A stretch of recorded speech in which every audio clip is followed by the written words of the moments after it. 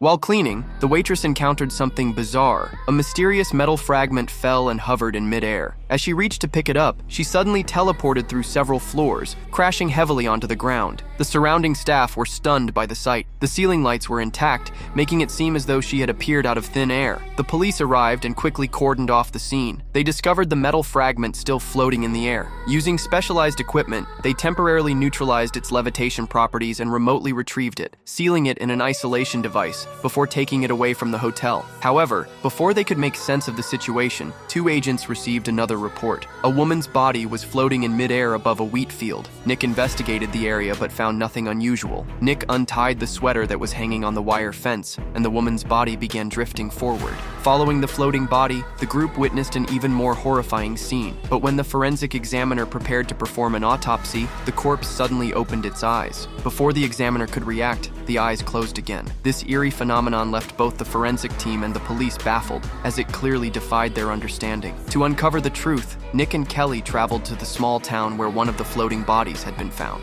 The town was eerily quiet. They knocked on every door but received no response. The houses were empty, yet meals were freshly prepared on the tables, as if the residents had vanished into thin air. Nick and Kelly then ventured into the nearby woods, only to be blocked by another floating corpse. Kelly immediately called for backup. However, as the forensic examiner prepared to conduct a routine examination, she heard a faint whisper. Suddenly, all the surrounding corpses began to float. Each one chanted the name Jenna Jinlanda. Nick soon received a call from the lab. Who's Jenna Goldland? And when Kelly heard the name, her face turned pale with terror. It was the name of her long-deceased mother.